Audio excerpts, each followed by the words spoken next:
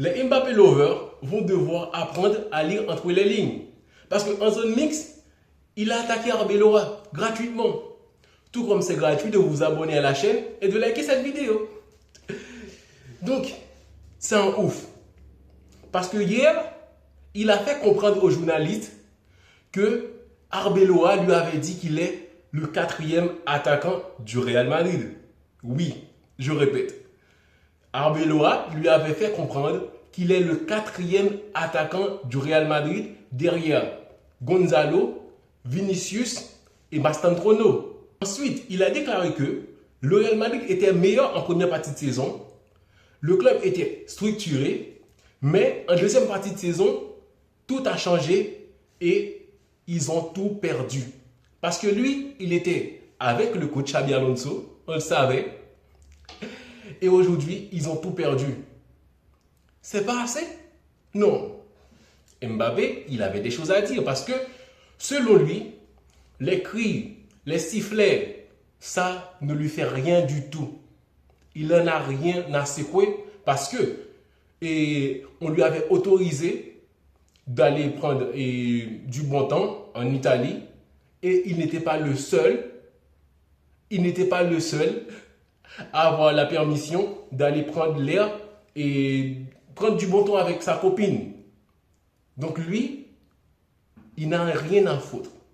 Arbeloa, à son tour, a dû se défendre en conférence de presse après match. Les accusations de Mbappé ne lui ont pas fait plaisir. Parce que selon lui, il n'a jamais dit ça à Mbappé, qu'il est le quatrième attaquant du Real Madrid, derrière Vinicius, Mastantuono et Gonzalo.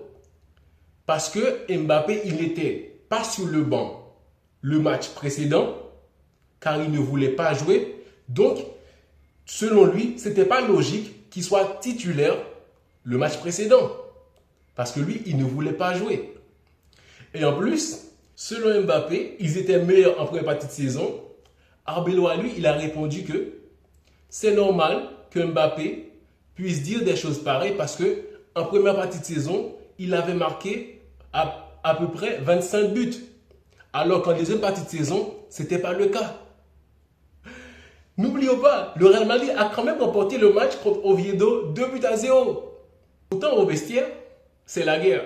Le coach contre Mbappé, Mbappé contre ses compagnons. Mais le pire, c'est que Mbappé n'avait pas l'habitude de parler aux journalistes. Mais en zone mixte, il a pris le temps de... franchement, il a attaqué directement le coach et ses compagnons. Parce que faire une déclaration pareille, de dire que le coach te fait passer en quatrième position derrière Vinicius, Mastantuono et Gonzalo, qui va devoir travailler encore plus à l'entraînement pour retrouver sa place à titularisation, c'est impensable. Et Arbeloa, de son côté, il a envoyé des pics à Mbappé et aussi aux dirigeants du Real Madrid. Parce que selon lui, Xabi Alonso était mieux traité que lui. On n'avait pas annoncé l'arrivée officielle d'Arbeloa. Il n'avait pas de contrat. Donc rien du tout. C'est juste que tu es un remplaçant. Tu es là pour remplacer Xabi Alonso en intérim jusqu'à ce qu'un nouveau coach arrive. Il a quand même déclaré que tant qu'il est là, c'est lui qui va décider qui va jouer et quand. Donc, peu importe le nom du joueur, peu importe son statut, c'est lui qui décide. Pourtant, il a quand même dit que Mbappé sera titulaire le prochain match. C'est inadmissible. Mbappé doit être sanctionné. C'est pas que Mbappé qui est mauvais dans ce club. Mais les autres ne font pas pareil. Il faut comprendre le président, Florentino Pérez, le fou.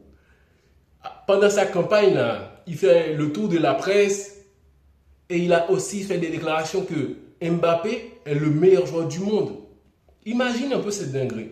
Le président qui est derrière Mbappé, je pense qu'ils sont pareils parce que leurs égos sont énormes. Le président a dit que grâce à Vinicius, on a gagné deux Ligues des Champions. Attends. Vous n'avez pas encore compris ce que ça veut dire que ces deux-là, ils seront au Real Madrid la saison prochaine. Malgré Vinicius n'a pas encore renouvelé son contrat. Le président, il est confiant, il sait que il croit en ses joueurs. Il a le meilleur joueur du monde, Mbappé, parce qu'il marque beaucoup de buts. Pour lui, c'est bien.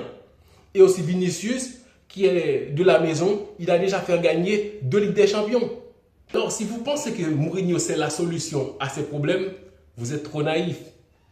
Parce qu'il y aura des élections. Si ce n'est pas Florentino Pérez qui continue en tant que président du Real Madrid, je pense que Mbappé ou Vinicius va devoir dégager. Sans oublier qu'il y a des clans au Real Madrid.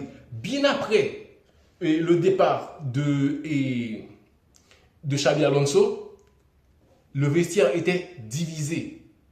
Donc Mbappé qui était avec Xabi Alonso, parce que Xabi Alonso lui aussi avait donné plus d'importance à Mbappé, le nouveau venu. Et les autres, Vinicius, Bellingham et Valverde, eux aussi avaient leur clan contre Xabi Alonso.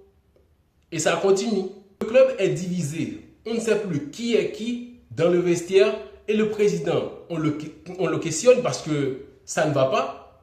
Oui, c'est vrai, dans le passé, il y avait une bonne gestion. Mais aujourd'hui, ce n'est plus le cas. Donc, qu'est-ce qui se passe au vestiaire? Qui est le patron? Qui décide? Même le coach ne peut pas décider et qui va jouer, quand, parce qu'on lui impose certaines choses. Donc aujourd'hui, il y a les clans. Le clan Vinicius, Bellingham et Valverde. Et l'autre clan, il y a Thibaut Courtois et Mbappé, Tchouaméni. Donc, c'est la guerre au Real Madrid. Ça choque tout le monde parce qu'il n'y avait jamais eu ce genre de choses au Real Madrid. Ou du moins, on ne le savait pas. Parce que Mbappé qui attaque et Arbeloa, Valverde qui attaquait Xabi Alonso, et les joueurs qui se battent entre eux, il y a une division dans le vestiaire que c'est irrémédiable. Pourtant, le président ne voit pas les choses de cette manière-là.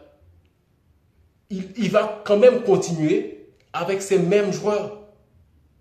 Donc, qu'est-ce que va changer l'arrivée de Mourinho? Il va solutionner tout ça. Il va faire en sorte que Mbappé puisse collaborer avec Bellingham. Bellingham n'aime pas Mbappé. Vinicius non plus. Donc, il y a des clans. Comment Mourinho va-t-il procéder pour changer tout ça? J'attends. Franchement, j'ai hâte de voir la saison prochaine parce que le président, il adore ses joueurs. Il adore parce qu'il a viré Xabi Alonso pour ses joueurs. Il a tout donné à Mbappé, le droit de dire ce qu'il veut. Parce que Mbappé n'aurait pas pu prendre le risque d'attaquer Arbeloa de cette manière-là. De mentir. Il a menti. C'est une dinguerie. Il a quand même osé mentir sur le coach pour s'en sortir. Mbappé n'a pas l'habitude de parler à la presse. Mais cette fois-ci, il s'est lâché.